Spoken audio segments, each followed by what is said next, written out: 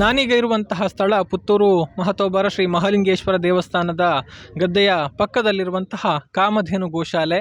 ಈ ದೀಪಾವಳಿಯ ಸಂದರ್ಭದಲ್ಲಿ ಈ ಒಂದು ಗೋಶಾಲೆಯನ್ನು ಇಲ್ಲಿ ಆರಂಭ ಮಾಡಲಾಗಿದೆ. ಅಂದರೆ ಪುತ್ತೂರಿನ ಹತ್ತೂರ ಒಡೆಯ ಪುತ್ತೂರು ಶ್ರೀ ಮಹಾಲಿಂಗೇಶ್ವರ ದೇವರ ಅಭಿಷೇಕಕ್ಕಾಗಿ ಕಪಿಲೆ ದನದ ಒಂದು ಹಾಲಾಗಬೇಕು, ಕಪಿಲೆ ಗೋವಿನ ಹಾಲು ಬೇಕು ಎನ್ನುವಂತಹ ನೆಲೆಯಲ್ಲಿ ಭಕ್ತಾದಿಗಳಿಂದ ಈ ಒಂದು ಗೋವನ್ನು ದಾನವಾಗಿ ಸ್ವೀಕರಿಸ ಅಥವಾ ಕೊಡುಗೆಯಾಗಿ ಕೊಡುವಂಥ ಒಂದು ಅವಕಾಶವನ್ನು ದೇವಸ್ಥಾನದ ವ್ಯವಸ್ಥಾಪನಾ ಸಮಿತಿಯು ಕೊಟ್ಟಿತ್ತು. ಅದರಂತೆ ಕೆಲವರು ಗೋವುಗಳನ್ನು ಸಮರ್ಪಣೆ ಮಾಡಿದ್ದಾರೆ. ಆ ಮೂಲಕ ದೇವರ ಒಂದು ಸೇವೆಯಲ್ಲಿ ಪಾಲ್ಗೊಳ್ಳುವಂಥ ಒಂದು ಅವಕಾಶವನ್ನು ಕೂಡ ಪಡೆದುಕೊಂಡಿದ್ದಾರೆ. ಅದೇ ರೀತಿ ಅದರ ಜೊತೆಗೆ ಇನ್ನೂ ಕೆಲವರು ದೇವಸ್ಥಾನಕ್ಕೆ ಗೋವುಗಳನ್ನು ಕೊಟ್ಟಿದ್ದಾರೆ. ಅವುಗಳು ಕೂಡ ಈ ಒಂದು ಗೋಶಾಲೆಯಲ್ಲಿ ಇದೆ.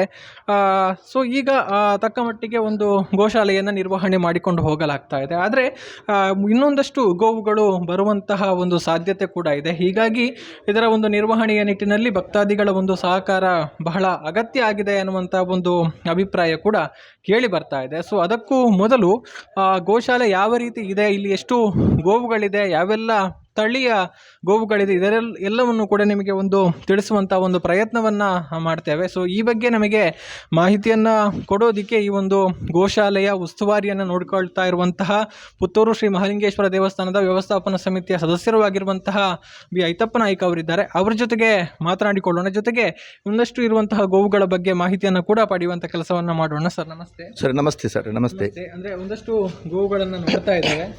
ಯಾವುದೆಲ್ಲ ಇದೆ, ಏನೆಲ್ಲ ಹೆಸರೇನು, ಅವರದ್ದು ತಳಿ ಯಾವುದು ಅನ್ನೋದನ್ನು ಹೇಳ್ಬೋದಾ ಅಂತ? ಸರ್ ಇದೆಲ್ಲ ಇದು ಮಲೆನಾಡು ಗಿಡ್ಡ. ಈ ಬದಿಯಲ್ಲಿ ನೋಡಿ, ಇಲ್ಲಿ ಮಲೆನಾಡು ಗಿಡ್ಡ ಕಪಿಲೆ ಅಂತ, ಅದು ಸುಪ್ರೀತ್ ಲೋಬು ಅಂತೇಳಿ ಉಪ್ಪಿನಗಡಿಯವರಲ್ಲಿ ಸಾಧಾರಣ 37 ಕಪಿಲೆಗಳಿವೆ. ಅವರು ನಮ್ಮ ದೇವಸ್ಥಾನಕ್ಕೆ ಸಮರ್ಪಿಸಿದ ತಳಿ. ಅದರ ಜೊತೆಯಲ್ಲಿ ಒಂದು ಹೋರಿ ಕೂಡ ಕೊಟ್ಟಿದ್ದಾರೆ. ಇದು ಗೀರ್ ಜಾತಿ ತಾಲ್ತಾಜಿ ಚಂದ್ರಶೇಖರ್ ಭಟ್ ಅವರು ಇದು ಕೂಡ ಸಮರ್ಪಿಸಿದಂಥ ತಳಿ. ಅದು 6 ತಿಂಗಳ ಗಬ್ಬದ್ದು. ಮತ್ತು ಈ ಬದಿಯಲ್ಲಿ ನೋಡಿದರೆ ಇವೆಲ್ಲ ಇದೊಂದು ಶಿವ ಅಂತ ಒಂದು ನಾವು ಹೆಸರಿಟ್ಟಿದ್ದೇವೆ ಅದಕ್ಕೆ, ಅದು ಗೀರು ತಳಿ. ಇದು ಇನ್ನೊಂದು ಗೀರು ತಳಿಯಲ್ಲಿ ಮತ್ತೊಂದು, ಇವನಿಗೆ ಭೀಮಾ ಅಂತ ಹೆಸರಿಟ್ಟಿದ್ದೇವೆ. ಈ ಕಡೆಗೆ ಹೋದರೆ ಇಲ್ಲಿ ರಾಮ ಅಂತ ಇದ್ದಾನೆ, ಅವ 1 ವರ್ಷದಿಂದ ನಮ್ಮ ಹಟ್ಟಿಯಲ್ಲಿದ್ದಾನೆ. ಆಚೆ ಬದಿಯಲ್ಲಿ ಇನ್ನು ಸಮರ್ಪಿಸಿದ ಉಳಿದವರು ತಂದು ಕೊಟ್ಟಂಥ ತಳಿಗಳು ಇವೆಲ್ಲವೂ ಕೂಡ. ಈ ಬದಿಯಲ್ಲಿ ನೀವು ಹೋದರೆ ದನಗಳು ಎಲ್ಲ ಕರು ಹಾಕಿದ ದನಗಳನ್ನೇ ನಮಗೆ ಸಮರ್ಪಿಸಿದ್ದಾರೆ. ಪ್ರತಿಯೊಂದು ಕೂಡ ನಾವು ಪರ್ಚೇಸ್ ಮಾಡಿದ ಒಂದೇ ಒಂದು ದನ ಇಲ್ಲಿ ಇಲ್ಲ. ಇನ್ನೂ ಕೂಡ ದೇವಸ್ಥಾನಕ್ಕೆ ಸಮರ್ಪಿಸ್ತೇವೆ ಅಂತ ಹೇಳಿದವರು ಸುಮಾರು ಒಂದು 30-30ರಷ್ಟು ಜನಗಳು ಇನ್ನೂ ಇದ್ದಾರೆ. ಆದರೆ ನಮಗೆ ಇಲ್ಲಿ ಅದಕ್ಕೆ ಬೇಕಾದಂಥ ವ್ಯವಸ್ಥೆ ಇಲ್ಲ, ಕಟ್ಟಲಿಕ್ಕೆ ಜಾಗ ಇಲ್ಲ, ಅದಕ್ಕೆ ಆಹಾರ ಕೊಡಲಿಕ್ಕೆ ಆಗಲಿ ಅದರ ಮೇಲ್ವಿಚಾರಣೆ ನೋಡಲಿಕ್ಕೆ ವ್ಯವಸ್ಥೆ ಇಲ್ಲದ ಕಾರಣ ಸದ್ಯಕ್ಕೆ ನಾವು ಇಷ್ಟಕ್ಕೆ ಸೀಮಿತಗೊಳಿಸಿ ಒಂದು 20-22 ಕರುಗಳನ್ನು, ಹಸುಗಳನ್ನು ಮತ್ತು ಹೋರಿಗಳನ್ನು ಸಾಕ್ತಾ ಇದ್ದೇವೆ. ಇನ್ನು ಮುಂದೆ ನಮ್ಮ ಅಧ್ಯಕ್ಷರ ಒಂದು ಅಪೇಕ್ಷೆ ಇದೆ, ಸುಸಜ್ಜಿತವಾದಂಥ ಗೋಶಾಲೆಯನ್ನು ಇಲ್ಲಿ ಕಟ್ಟಬೇಕು ಅಂತ. 1-2-3 ತಿಂಗಳಲ್ಲಿ ಅದರ ಎಸ್ಟಿಮೇಟ್ ಪ್ಲ್ಯಾನ್ ಎಲ್ಲ ರೆಡಿ ಆಗ್ತಾ ಇದೆ. ಆದ ಮೇಲೆ ಮತ್ತೆ ಉಳಿದವರು ಕೊಡ್ತೇವೆ ಹೇಳಿದವರನ್ನು ನಾವು ತಗೊಳ್ಳಿಕ್ಕೆ ನಮಗೆ ಸಾಧ್ಯತೆ ಆಗ್ತದೆ ಸರ್. ಸದ್ಯಕ್ಕೆ ಹೇಗೆ ನಿರ್ವಹಣೆ ಮಾಡ್ತಾ ಇದ್ದೀರಿ? ನಿರ್ವಹಣೆಗೆ ಎಷ್ಟು ವೆಚ್ಚ ಬೀಳ್ತಾ ಇದೆ, ಹೇಗೆ ಅಂತ? ಈಗ ಸದ್ಯಕ್ಕೆ ನಾವೀಗ 1 ತಿಂಗಳಿಂದ ನಾವು ನೋಡ್ತಾ ಹೋದರೆ ಸುಮಾರು ಒಂದು 30,000 ರೂಪಾಯಿಗಿಂತ ಹೆಚ್ಚು ಅದಕ್ಕೆ ಗೋಗ್ರಾಸಕ್ಕೆ ಹಿಂಡಿ ಮತ್ತು ಬೂಸ ಇತ್ಯಾದಿಗಳನ್ನು ಕೊಡಲಿಕ್ಕೆ ಅಷ್ಟು ಬೇಕಾಗ್ತದೆ. ಇನ್ನು ಹುಲ್ಲು ತುಂಬ ಬೇಕಾಗ್ತದೆ. ಹಸಿ ಹುಲ್ಲು ಈಗ ಕಡಿಮೆ ಆಗ್ತಾ ಬಂತು. ಆದರೂ ಕೂಡ ನಮ್ಮಲ್ಲಿ ಇಲ್ಲಿ ಸುಮಾರು 7 ಜನ ನೌಕರರು, ದಿನಕೂಲಿ ನೌಕರಿದ್ದಾರೆ. ಅವರು ಎಲ್ಲ ಕಡೆಯಲ್ಲಿ ಸುತ್ತಾಡಿಕೊಂಡು ಹುಲ್ಲನ್ನು ಸಂಗ್ರಹಿಸಿಕೊಂಡು ಬರ್ತಾರೆ. ಒಣ ಹುಲ್ಲು ಕೂಡ ನಮ್ಮಲ್ಲಿ ಸಂಗ್ರಹ ಇದೆ. ಇಲ್ಲಿ ಈ ಕಡೆಯ ಗದ್ದೆಯಲ್ಲಿ ನಾವು 1-2 ಎಕರೆಯಲ್ಲಿ ಬೆಳೆ ಬೆಳೆಸಿದ್ದೆವು. ಅದರಲ್ಲಿ ಒಂದು 16 ಕ್ವಿಂಟಲ್ 40 kg ಭತ್ತ ಬಂತು. ಅದರಲ್ಲಿ 61 ಮೂಟೆ ಹುಲ್ಲು ಬಂದಿದೆ. ಆ ಹುಲ್ಲು ಬಹಳಷ್ಟು ಚೆನ್ನಾಗಿ ಜಾನುವಾರುಗಳಿಗೆ ಬಹಳ ಒಳ್ಳೆಯ ಆಹಾರವಾಗಿ ಈಗ ನಾವು ಕೊಡ್ತಾ ಇದ್ದೇವೆ. ಅಂತೂ ಒಟ್ಟು ಒಂದು ತಿಂಗಳಲ್ಲಿ ಹೆಚ್ಚು ಕಡಿಮೆ ಒಂದು 60,000 ರೂಪಾಯಿಗಿಂತ ಹೆಚ್ಚು ಇದಕ್ಕೆ ಬೇಕಾಗ್ತದೆ ಸರ್. ಹೌದು. ಅದನ್ನು ಹೇಗೆ ಮ್ಯಾನೇಜ್ ಮಾಡ್ತಾ ಇದ್ದೀರಿ, ಅಂದರೆ ಹೇಗೆ ಕ್ರೋಢೀಕರಣ ಆಗ್ತಾ? ಈಗ ಮೊನ್ನೆ ತಾನೇ ನಾವು ಗೋಪೂಜೆ ಹೊತ್ತು ಈ ಗೋಶಾಲೆಗೆ ಹೋಮ ಮಾಡಿ ಉದ್ಘಾಟನೆ ಮಾಡಿದ್ದೇವೆ. ಉದ್ಘಾಟನೆಯ ದಿನ ಸಂಜೆ ಗೋಪೂಜೆ ಹೊತ್ತಿಗೆ ನಾವು ಎಲ್ಲ ನಮ್ಮ ಬಳಗದವರಲ್ಲೆಲ್ಲ ಮಾತನಾಡಿ ಪ್ರತಿಯೊಬ್ಬರೂ ಕೂಡ ಒಂದೊಂದು ಗೋವನ್ನು ದತ್ತು ತಗೊಳ್ಬೇಕು, ವರ್ಷದ ಖರ್ಚನ್ನು ಅವರು ಭರ್ತಿ ಮಾಡಿ ಕೊಡಬೇಕು ನಮಗೆ ಅಂತ ಹೇಳುವಂಥ ಒಂದು ನಿರೀಕ್ಷೆಯಲ್ಲಿ ಒಂದು 10 20 ಜನ ದಾನಿಗಳನ್ನು ನಾನು ಕಾಂಟ್ಯಾಕ್ಟ್ ಆದೆ. ಒಂದೇ ಗಂಟೆಯಲ್ಲಿ 20 ಜನ 5,000 ರೂಪಾಯಿ ಕೊಡುವಂಥ ವ್ಯಕ್ತಿಗಳು ಸಿಕ್ಕಿದರು. ಹಾಗೆ ಸುಮಾರು ಒಂದು 50,000 ರೂಪಾಯಿ ಅದು ಸಂಗ್ರಹ ಆಯಿತು. ಅದೇ ಒಂದು ಇದನ್ನು ಇನ್ನೂ ಮುಂದುವರಿಸಬೇಕು. ನಮಗೆ ಇನ್ನೂ ಕೂಡ ಎಲ್ಲರಲ್ಲಿ ಮಾತಾಡಿದರೆ ಬಹುಶಃ ನಾವು ಪ್ರಯತ್ನ ಪಟ್ಟರೆ ಅದು ಸಫಲಗೊಳ್ತೇವೆ. ನಾವು ಖಂಡಿತವಾಗಿ ಕೊಡುವವರಿದ್ದಾರೆ. ಇವತ್ತು ನಾವು ಅವರಲ್ಲಿ ಅವರನ್ನು ಒಪ್ಪಿಸುವಂಥ ಕೆಲಸ ನಮ್ಮಿಂದ ಆಗಬೇಕಾಗಿದೆ. ಹಾಗೆ ಅದು ಇನ್ನೂ ನಾವು ಆ ಪ್ರಕ್ರಿಯೆಯನ್ನು ಮುಂದುವರಿಸಬೇಕಾಗಿದೆ. ಅದೇ ಮತ್ತು ಇನ್ನು ಗೋಗ್ರಾಸಕ್ಕೆ ಅಂತೇಳಿ ನಾವು ಒಂದು ಟಿಕೆಟ್ ಅಂತಲ್ಲ, ಒಂದು 50 ರೂಪಾಯಿ, ಕನಿಷ್ಠ ಒಂದು 50 ರೂಪಾಯಿಯಷ್ಟು ಗೋಗ್ರಾಸಕ್ಕೆ ದಾನ ಕೊಟ್ಟರೆ 5,000 ರೂಪಾಯಿ 6 ತಿಂಗಳಿಗೆ, 10,000 ರೂಪಾಯಿ ಕೊಟ್ಟರೆ 1 ತಿಂಗಳಿಗೆ ಒಂದೊಂದು ಜಾನುವಾರನ್ನು ಸಾಕಲಿಕ್ಕೆ ಸ್ಪಾನ್ಸರ್ ಮಾಡಬೇಕು ಅಂತ ಎಲ್ಲರಲ್ಲಿ ಕೇಳಿಕೊಳ್ತಾ ಇದ್ದೇವೆ. ಈಗ ಮುಂದಕ್ಕೆ ಏನು ಯೋಜನೆಗಳಿದೆ, ಏನು ಯೋಚನೆಗಳಿದೆ, ಇನ್ನೊಂದಷ್ಟು ಗೋವುಗಳು ಬರುವಂಥ ಯೋಚನೆ ಇದೆ ಅನ್ನುವಂಥದ್ದನ್ನು ಹೇಳಿದರೆ ಅದನ್ನು ಹೇಗೆ ನಿಭಾಯಿಸಬೇಕು ಅಂತ? ಅದು ಈಗ ನಮಗೆ ಸರ್ಕಾರದಿಂದ ಕುರಿಯ ಗ್ರಾಮದಲ್ಲಿ 25 ಎಕರೆ ಜಾಗ ಗೋಮಾಳವನ್ನು ಗೋಶಾಲೆಗಾಗಿ ನಮ್ಮ ದೇವಸ್ಥಾನಕ್ಕೆ ಕೊಡುವಂಥ ಪ್ರಕ್ರಿಯೆ ನಡೀತಾ ಇದೆ. ಅಧ್ಯಕ್ಷರು ಭಾಳ ಮುತುವರ್ಜಿಯಿಂದ ಅದನ್ನು ಮಾಡ್ತಾ ಇದ್ದಾರೆ. ಅಲ್ಲಿ ಆದರೆ ಪೂರ್ಣ ಪ್ರಮಾಣ ಗೋಶಾಲೆ ದೇವಸ್ಥಾನದ ವತಿಯಿಂದ ಅಲ್ಲಿ ನಡೀತದೆ. ಇನ್ನು ದೇವಸ್ಥಾನಕ್ಕೆ ಈ ಗೋಶಾಲೆಯ ಉದ್ದೇಶ ಏನು ಅಂದರೆ, ಶಿವನಿಗೆ ಅಭಿಷೇಕಕ್ಕೆ ಬೇಕಾದ ಹಾಲು ನಮ್ಮಲ್ಲಿಯೇ ನಾವು ಉತ್ಪನ್ನ ಮಾಡಬೇಕು, ಅದು ಹೊರಗಿಂದ ತಂದು ಶಿವನಿಗೆ ಅಭಿಷೇಕ ಮಾಡಬಾರ್ದು ಅಂತ ಹೇಳುವಂಥ ಉದ್ದೇಶ. ಅದರಲ್ಲಿಯೂ ಕೂಡ ಮಲೆನಾಡು ಗಿಡ್ಡ ಅಂದರೆ ನಮ್ಮ ಊರಿನ ತಳಿಯಿಂದಲೇ ದೇವಸ್ಥಾನ ಶಿವನಿಗೆ ಅಭಿಷೇಕ ಆಗಬೇಕು ಅಂತ ಹೇಳೋದು ನಮ್ಮ ಉದ್ದೇಶ. ಅದು ಈಗ ಈ ನಮ್ಮ 2 ತಿಂಗಳಿಂದ ಸಫಲಗೊಂಡಿದೆ.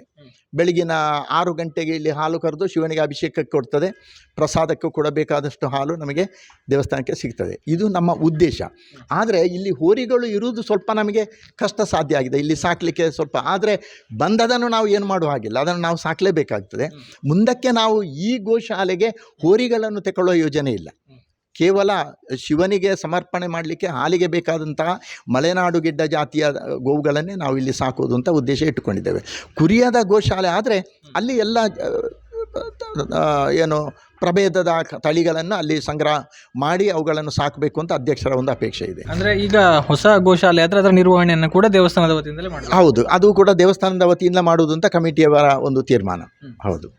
ಸೊ ಈಗ ಸದ್ಯಕ್ಕೆ ಸ್ವಲ್ಪ ಭಕ್ತರ ಒಂದು ಸಹಕಾರ ಸಿಕ್ಕಿದ್ರೆ ಇದು ಖಂಡಿತ ಬೇಕಾಗಿದೆ. ನಮಗೆ ಎಲ್ಲರ ಸಹಕಾರದಿಂದ ಮಾತ್ರ ಇದು ನಡಿಬಹುದು ಹೊರತು ದೇವಸ್ಥಾನದ ಟ್ರಸ್ಟಿಗಳು ಮಾತ್ರ ಮಾಡಬಹುದು ಅಥವಾ 1-2-10 ಜನ ಸೇರಿ ಮಾಡಲಿಕ್ಕೆ ಸಾಧ್ಯ ಇಲ್ಲ. ಇನ್ನೊಂದು ನಮ್ಮ ಒಂದು ಭಾವನೆ, ಚಿಂತನೆ ಏನು ಅಂದರೆ, ಒಂದು 50 ರೂಪಾಯಿಯಷ್ಟು ಗೋವುಗಳನ್ನು ನೋಡಲಿಕ್ಕೆ ಈಗಾಗಲೇ ನೀವು ನೋಡಿದ್ದೀರಿ. ನೀವು ಬರುವಾಗ ಇಲ್ಲಿ ಇದ್ದರು, ಅವರು ನೋಡಿಕೊಂಡು ಹೋಗ್ತಾರೆ, ಖುಷಿ ಪಡ್ತಾರೆ. ಅವರು ಒಂದು 50 ರೂಪಾಯಿಯಷ್ಟು ಗೋಗ್ರಾಸಕ್ಕೆ ಕೊಟ್ಟು ಒಂದಿಷ್ಟು ಹಿಂಡಿಯನ್ನು ದನಗಳಿಗೆ ಕೊಟ್ಟು ಸಂತೋಷ ಪಡ್ಬೋದು. ಎರಡನೇದಾಗಿ ಈ ಮಕ್ಕಳ ಹುಟ್ಟುಹಬ್ಬವನ್ನು ಈ ಗೋಶಾಲೆಯಲ್ಲಿ ಆಚರಿಸಿ ಗೋವುಗಳಿಗೆ ಗೋಗ್ರಾಸ ಕೊಡುವಂಥ ಒಂದು ಕಾರ್ಯಕ್ರಮ ಮಾಡಿದರೆ ಮಕ್ಕಳಿಗೂ ಒಂದು ಈ ನಮ್ಮ ಸಂಪ್ರದಾಯವನ್ನು ನೆನಪು ಮಾಡಿದಾಗ ಆಗ್ತದೆ. ಇನ್ನು ಮದುವೆಯ ವರ್ಷಾಚರಣೆ ಅದನ್ನು ಕೂಡ ಇಲ್ಲಿ ಮಾಡ್ಬೋದು. ಇನ್ನು ಹಿಂದಿನ ಪದ್ಧತಿ ಇತ್ತು, ಗೋದಾನ ಮಾಡುವಂಥ ಒಂದು ಪದ್ಧತಿ ಇತ್ತು.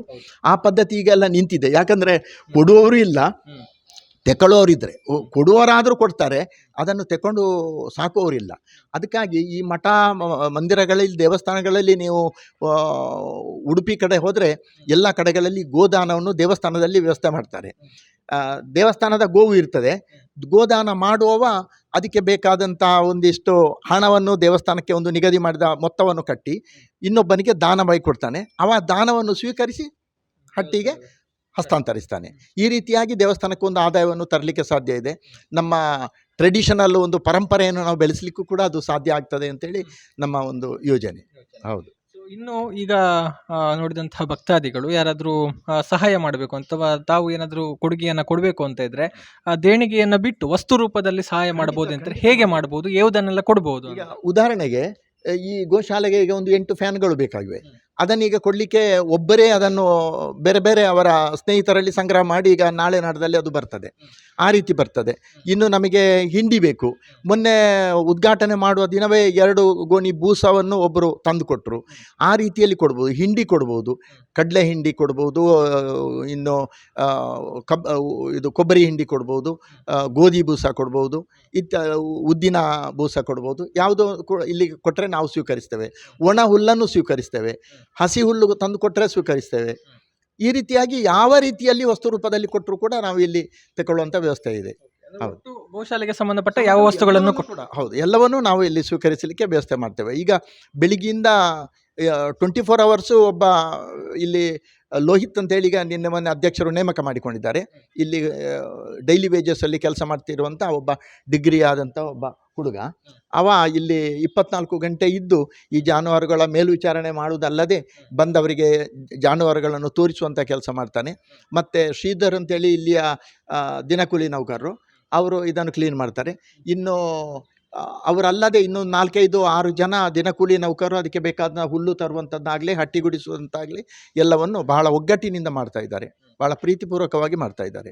ಇನ್ನು ಪದ್ಮನಾಭ ಅಂತೇಳಿ ಇಲ್ಲಿಯ ಇನ್ನೊಬ್ಬ ನೌಕರ, ಅವರು ಈಗ ಇದರ ಸಂಪೂರ್ಣ ಮೇಲ್ವಿಚಾರಣೆ ಹಾಲು ಕರೆಯುವುದರಿಂದ ಹಿಡಿದು ಇಲ್ಲಿ ಬೇಕಾದ ವಸ್ತುಗಳನ್ನು ತರುವಂಥ ವ್ಯವಸ್ಥೆಯನ್ನು ಅವರು ಮಾಡ್ತಾರೆ. ಮ್ಯಾನೇಜರ್ ನಮ್ಮ ಇವರು ಭಾಳ ಚೆನ್ನಾಗಿ, ಹರೀಶ್ ಭಾಳ ಚೆನ್ನಾಗಿ ಅದಕ್ಕೆ ಬೇಕಾದಂಥ ವಸ್ತುಗಳನ್ನು ತರಿಸಿಕೊಡುವಂಥ ಕೆಲಸವನ್ನು ಅವರು ಮಾಡ್ತಾರೆ. ಒಟ್ಟಿನಲ್ಲಿ ನಮ್ಮ ಕಮಿಟಿಯ 9 ಜನ ಸದಸ್ಯರು ಎಲ್ಲ ನಮ್ಮ ನೌಕರ ವೃಂದ, ಆ ನಂತರ ಮೇಲ್ವಿಚಾರಕ ವೃಂದ, ಪರಿಕರ ವೃಂದ ಎಲ್ಲರೂ ಕೂಡ ಭಾಳ ಖುಷಿಯಲ್ಲಿ ಈ ಗೋಶಾಲೆಯ ಬಗ್ಗೆ ಒಳ್ಳೆಯ ಅಭಿಮಾನದಿಂದ ಕೆಲಸ ಮಾಡ್ತಾ ಇದ್ದಾರೆ. ಇದಕ್ಕೆ ಇನ್ನಷ್ಟು ಭಕ್ತರ ಸಹಕಾರ ದೊರೆತರೆ ಇದು ಇನ್ನಷ್ಟು ಇನ್ನೂ ಉತ್ತಮವಾಗಿ ಆಗ್ಬೋದು. ಗೋವುಗಳನ್ನು ಚೆನ್ನಾಗಿ ಸಾಕ್ಬೋದು, ಉತ್ತಮವಾದಂಥ ಫಲಿತಾಂಶವನ್ನು ನಾವು ಪಡಿಬೋದು. ಜನರಿಗೆ ಒಂದು ಟ್ರೆಡಿಷನಲ್ ಒಂದು ರೀತಿಯನ್ನು ನಮಗೆ ಇಲ್ಲಿ ತೋರಿಸಿಕೊಟ್ಟಾಗ ಆಗ್ತದೆ ಅಂತ ಹೇಳುವಂಥ ಭಾವನೆ ನಮ್ಮದು. ಖಂಡಿತ, ಅಂದರೆ ಉತ್ತಮವಾದ ಕೆಲಸ ನಡೀತಾ ಇದೆ. ತಮ್ಮ ಮೂಲಕ ನಡೀತಾ ಇರುವಂಥ ಕೆಲಸ ಪ್ರಯತ್ನಗಳೆಲ್ಲವೂ ಕೂಡ ಯಶಸ್ಸಾಗಲಿ ಅನ್ನುವಂಥದ್ದು ನಮ್ಮ ಹಾರೈಕೆಗಳು ಕೂಡ. ಧನ್ಯವಾದಗಳು ಸರ್ ಮಾಹಿತಿಯನ್ನು ಕೊಟ್ಟದಕ್ಕಾಗಿ. ಎಸ್, ಇದು ಈ ಒಂದು ಗೋಶಾಲೆಯ ಉಸ್ತುವಾರಿಯನ್ನು ಹೊತ್ತು ನೋಡಿಕೊಂಡು ಜವಾಬ್ದಾರಿಯನ್ನು ನಿರ್ವಹಿಸ್ತಾ ಇರುವಂತಹ ಐತಪ್ಪ ನಾಯ್ಕ ಅವರು ಕೊಟ್ಟಿರುವಂತಹ ಮಾಹಿತಿ. ಅಂದರೆ ಅವರ ಕನಸು ಅಂದರೆ ಒಂದಷ್ಟು ಯೋಚನೆಗಳಿದೆ, ಅಂದರೆ ಇನ್ನೊಂದಷ್ಟು ಗೋವುಗಳಿಗೆ ಆಶ್ರಯವನ್ನು ಒದಗಿಸಬೇಕು ಅನ್ನುವಂಥ ಕನಸು ಕೂಡ ಇದೆ. ಇದಕ್ಕೆ ಒಂದಷ್ಟು ಭಕ್ತರ ತನುಮನ ಧನದ ಒಂದು ಸಹಕಾರ ಬೇಕು ಅನ್ನುವಂಥದ್ದು, ಜೊತೆಗೆ ವಸ್ತು ರೂಪದಲ್ಲಿ ಕೂಡ ಒಂದು ಸಹಾಯವನ್ನು ಮಾಡಬಹುದು, ಕೊಡುಗೆಗಳನ್ನು ಕೊಡಬಹುದು, ಆ ಮೂಲಕ ಗೋಸೇವೆ ಮಾಡಬಹುದು ಅನ್ನುವಂಥ ಒಂದು ಅವಕಾಶವನ್ನು ಕೂಡ ಇಲ್ಲಿ ಒದಗಿಸಿಕೊಟ್ಟಿದ್ದಾರೆ. ಈಗ ನಮ್ಮ ಜೊತೆಗೆ ಮಾತನಾಡೋದಕ್ಕೆ ಈ ಒಂದು ಕಾಮಧೇನು ಗೋಶಾಲೆ ಏನಿದೆ, ಈ ಒಂದು ಗೋಶಾಲೆಯ ಪರಿಕಲ್ಪನೆಯ ರೂವಾರಿ, ಜೊತೆಗೆ ಪುತ್ತೂರು ಮಹತೋಬರ ಶ್ರೀ ಮಹಾಲಿಂಗೇಶ್ವರ ದೇವಸ್ಥಾನದ ವ್ಯವಸ್ಥಾಪನಾ ಸಮಿತಿಯ ಅಧ್ಯಕ್ಷರು ಆಗಿರುವಂತಹ ಕೇಶವ ಪ್ರಸಾದ್ ಮುಳಿ ಅವರಿದ್ದಾರೆ. ಸೊ ಅವರ ಜೊತೆಗೆ ಮಾತಾಡೋಣ ಈ ಒಂದು ಪ್ರಯತ್ನದ ಬಗ್ಗೆ. ಸರ್ ನಮಸ್ತೆ. ನಮಸ್ತೆ. ಒಂದು ಪ್ರಯತ್ನ ಆಗಿದೆ ವಿಭಿನ್ನವಾಗಿ, ಅಂದರೆ ಮಹಾಲಿಂಗೇಶ್ವರ ದೇವರ ಅಭಿಷೇಕಕ್ಕೆ ಅಂತ ಒಂದು ಗೋವುಗಳನ್ನು ಸ್ವೀಕಾರ ಮಾಡುವಂಥ ಕಾರ್ಯ ಉತ್ತಮ ಸ್ಪಂದನೆ ದೊರೆತಿದೆ. ಇನ್ನೊಂದಷ್ಟು ಗೋವುಗಳು ಕೂಡ ಇದೆ. ಹೇಗೆ ನಡೀತಾ ಇದೆ, ಏನು ನಡೀತಾ ಇದೆ ಅಂತ? ಶ್ರೀ ಮಹಾಲಿಂಗೇಶ್ವರಾಯ ನಮಃ. ಹತ್ತೂರು ಒಡೆಯ ಪುತ್ತೂರು ಮಹಾಲಿಂಗೇಶ್ವರನ ಚರಣಾರವಿಂದಗಳಿಗೆ ನಮಿಸುತ್ತಾ, ಪುತ್ತೂರು ಮಹಾಲಿಂಗೇಶ್ವರ ದೇವಸ್ಥಾನದಲ್ಲಿ ದೇವರ ಪ್ರೇರಣೆಯಂತೆ ಒಂದು ಗೋಶಾಲೆಯನ್ನು ಈಗಾಗಲೇ ನಾವು ಪ್ರಾರಂಭ ಮಾಡಿಯಾಗಿದೆ. ಇದು ಈ ತಾತ್ಕಾಲಿಕ ಸ್ವಭಾವದಲ್ಲಿ ಈ ಗೋಶಾಲೆಯನ್ನು ಈಗ ಮಾಡಿದಂಥದ್ದು. ಮುಂದೆ ಪೂರ್ಣ ಪ್ರಮಾಣದ ಒಳ್ಳೆಯ ಇನ್ನೂ ಸುಂದರವಾದಂತಹ ಗೋಶಾಲೆಯನ್ನು ಮಾಡುವ ಸಂಕಲ್ಪ ದೇವರ ಪ್ರೇರಣೆಯಂತೆ ನಮ್ಮದು ಮಾಡಿಕೊಂಡಾಗಿದ್ದಾಗಿದೆ. ಹಾಗೆ ಈಗ ಅಂದರೆ ಇತ್ತೀಚೆಗೆ ನಾವು ಯೋಚನೆ ನೋಡಿದಾಗ ದೇವರಿಗೆ ನಿತ್ಯ ಅಭಿಷೇಕಕ್ಕೆ ಹಾಲು ಬರುವಂಥದ್ದು ಬೇರೆ ಬೇರೆ ಕಡೆಗಳಿಂದ ಬರುವಾಗ ಅದಕ್ಕೆ ಬೇಕಾಗುವಂಥ ಶುದ್ಧತೆಯನ್ನು ಅದು ಪಾಲಿಸಲಿಕ್ಕೆ ಕಷ್ಟ ಆಗ್ತದೆ ಅಂತ ಹೇಳುವಂಥದ್ದನ್ನು ಕಂಡುಕೊಂಡೆವು. ಅದಕ್ಕೋಸ್ಕರ ದೇವಸ್ಥಾನದಲ್ಲಿ ನಿತ್ಯ ಅಭಿಷೇಕಕ್ಕೆ ಆ ಸಂದರ್ಭಕ್ಕೆ ತಕ್ಕ ಹಾಗೆ, ಅಂದರೆ ಹೊತ್ತು ವೇಳೆ ಕೂಡ ಸ್ವಲ್ಪ ಹೆಚ್ಚು ಕಮ್ಮಿ ಆಗ್ತಿತ್ತು. ಅದಕ್ಕೋಸ್ಕರ ದೇವಸ್ಥಾನದ ಗೋಶಾಲೆಯಲ್ಲೇ ಇದ್ದರೆ ಒಳ್ಳೆಯದು ಅಂತ ಹೇಳುವಂಥದ್ದನ್ನು ಯೋಚನೆಯಿಂದ ಮೂಲ ಕಲ್ಪನೆಯೂ ಹಾಗೆ. ದೇವಸ್ಥಾನ ಅಂತೇಳಿ ಹೇಳಿದಾಗ ದೇವಸ್ಥಾನದ ಪ್ರಾಕಾರ ಮಾತ್ರ ಅಲ್ಲ, ದೇವಸ್ಥಾನ ಅಂತೇಳಿ ಹೇಳಿದರೆ ಇಡೀ ಈ ಎಲ್ಲ ವ್ಯವಸ್ಥೆಗಳು ಸೇರಿ ದೇವಸ್ಥಾನ ಆಗ್ತದೆ. ಸೊ ಆ ಒಂದು ಪೂರ್ಣತೆಯನ್ನು ತರುವ ಎಡೆಗೆ ನಮ್ಮ ಒಂದು ಹೆಜ್ಜೆಯಾಗಿ ಈ ಒಂದು ಗೋಶಾಲೆಯನ್ನು ವ್ಯವಸ್ಥಾಪನಾ ಸಮಿತಿ ನಿರ್ಧಾರ ಕೈಗೊಂಡು ಈ ರೀತಿಯಲ್ಲಿ ಪ್ರಾರಂಭ ಮಾಡಿದ್ದೇವೆ. ಈಗಾಗಲೇ 22 ಗೋವುಗಳು ದೇವಸ್ಥಾನದ ಈ ಗೋಶಾಲೆಯಲ್ಲಿ ಈಗಾಗಲೇ ಇದ್ದು ಅದಕ್ಕೆ ಬೇಕಾಗುವ ಎಲ್ಲ ವ್ಯವಸ್ಥೆಗಳನ್ನು ಮಾಡಲಾಗಿದೆ. ದಿನನಿತ್ಯ ಅಭಿಷೇಕದ ಹಾಲು ಈಗ ನಮಗೆ ದೇವಸ್ಥಾನದ ಗೋಶಾಲೆಯಿಂದಲೇ ದೊರೀತಾ ಇದೆ. ಹಾಗೆ ಈ ಗೋವಿನ ಗಂಜಲ ಹಾಗೆ ಗೋಮಯ ಇವುಗಳನ್ನೆಲ್ಲ ಉಪಯೋಗಿಸಿ ಗೊಬ್ಬರವನ್ನು ತಯಾರು ಮಾಡುವಂತಹ ಒಂದು ವ್ಯವಸ್ಥೆ ಕೂಡ ಈಗ ಮುಂದೆ ನಮ್ಮ ಯೋಜನೆಯಲ್ಲಿದೆ. ಆ ವಿಷಯಕ್ಕೆ ಮತ್ತು ನಿತ್ಯ ಗೋವುಗಳ ಸಾಕಲಿಕ್ಕೆ ಬೇಕಾಗುವಂತಹ ಗೋಗ್ರಾಸ ಇರ್ಬೋದು, ಅದಕ್ಕೆ ಬೇಕಾಗುವಂತಹ ಹಿಂಡಿ ಇರ್ಬೋದು, ಈ ಎಲ್ಲ ವ್ಯವಸ್ಥೆಗಳಿಗೆ ಮತ್ತು ಅದಕ್ಕೆ ಬೇಕಾಗುವಂಥ ಖರ್ಚು ವೆಚ್ಚಗಳನ್ನು ಸರಿತೂಗಿಸಿಕೊಳ್ಳಿಕ್ಕೆ ಗೋಗ್ರಾಸ ದೇಣಿಗೆ ಅಂತ ಹೇಳುವಂಥದ್ದನ್ನು ದೇವಸ್ಥಾನದಿಂದ ವ್ಯವಸ್ಥೆ ಮಾಡಲಾಗಿದೆ. ಆ ಗೋಗ್ರಾಸ ನೀಡುವ ಮುಖಾಂತರ ಈ ಗೋಶಾಲೆಯಲ್ಲಿ, ಅಂದರೆ ಇವತ್ತು ಹೇಗೆ ಅಂತೇಳಿ ಹೇಳಿದರೆ, ಮನೆಗಳಲ್ಲಿ ಒಂದು ಕಾಲದಲ್ಲಿ ಮನೆಗಳಲ್ಲಿ ಗೋವಿರಬೇಕು ಅಂತ ಹೇಳ್ಕುವಂಥದ್ದು ನಮ್ಮಲ್ಲಿ ಇದ್ದಂಥದ್ದು. ಗೋವೇ ನಮ್ಮ ಸಂಪತ್ತು, ಗೋವು ಎಷ್ಟಿದೆಯೋ ಅದರ ಮೇಲೆ ಅವನ ಸಂಪತ್ತನ್ನು ಅಳಿತದೆ ಅಂತ ಹೇಳುವಂಥದ್ದನ್ನು ಒಂದು ಕಾಲದಲ್ಲಿ ಭಾರತ ದೇಶದಲ್ಲಿ ಇದ್ದಂಥ ವ್ಯವಸ್ಥೆ. ಸೊ ಹಾಗಾಗಿ ಇವತ್ತು ನಮಗೆ ಮನೆಯಲ್ಲಿ ಅನಿವಾರ್ಯ ಕಾರಣಗಳಿಂದ ವ್ಯವಸ್ಥೆಗಳಿಲ್ಲ. ಸೊ ಹಾಗಾಗಿ ಗೋವನ್ನು ಸಾಕಲಿಕ್ಕೆ ಆಗ್ತಾಯಿಲ್ಲ. ಆದರೆ ಈ ಸಂದರ್ಭ ನಾನು ಕೇಳ್ಕೊಳ್ಳೋದಿಷ್ಟೇ, ಮನೆಯಲ್ಲಿ ನಮಗೆ ಆಗದಿದ್ದರೂ ಕೂಡ ಮಕ್ಕಳನ್ನೆಲ್ಲ ಇಲ್ಲಿ ಕರ್ಕೊಂಡು ಬಂದು ಗೋವನ್ನು ತೋರಿಸಿ, ಗೋವಿನೊಟ್ಟಿಗೆ ಒಂದಷ್ಟು ಸಮಯವನ್ನು ಕಳೆದು ಆ ಗೋಮಾತೆಯ ಆಶೀರ್ವಾದವನ್ನು ಪಡ್ಕೊಂಡು ಗೋಗ್ರಾಸವನ್ನು ನೀಡಿ ನಾವು ಹೋದಲ್ಲಿ ನಮಗೆ ಆ ಮನೆಯಲ್ಲಿ ನಾವು ಯಾವ ರೀತಿ ನಾವು ಗೋವನ್ನು ಸಾಕ್ತಾ ಇದ್ದೇವೋ ಅದೇ ರೀತಿಯ ಪುಣ್ಯ ನಮಗೆ, ಅದಷ್ಟೇ ಪುಣ್ಯವನ್ನು ಈ ಗೋಶಾಲೆಯಿಂದ ಕೂಡ, ಯಾಕೆಂತೇಳಿದರೆ ದೇವಸ್ಥಾನದಲ್ಲಿ ನಾವು ಸಹಯೋಗ ಮಾಡೋದು ಅಂತೇಳಿ ಹೇಳಿದರೆ ಅದೇ ರೀತಿಯ ಪುಣ್ಯವನ್ನು ಗಳಿಸಲಿಕ್ಕೊಂದು ಅವಕಾಶ.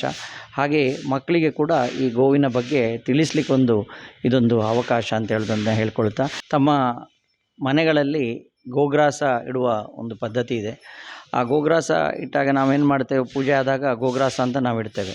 ಗೋಗ್ರಾಸ ಅಂತ ಹೇಳೋದು ಮುಂದೆ ಹಿಂದಿನ ಕಾಲದಲ್ಲಿ ಅದು ಏನು ವ್ಯವಸ್ಥೆ ಇತ್ತು ಅಂತೇಳಿ ಹೇಳಿದರೆ ಅದನ್ನು ಗೋವಿಗೆ ನಾವು ತಗೊಂಡೋಗಿ ಕೊಡುವಂಥದ್ದು ಇತ್ತು. ಇವತ್ತು ನಮಗೆ ಅನಿವಾರ್ಯ ಕಾರಣಗಳಿಂದ ಗೋವು ಮನೆ ಹತ್ರ ಎಲ್ಲೂ ಸಿಗೋದಿಲ್ಲ.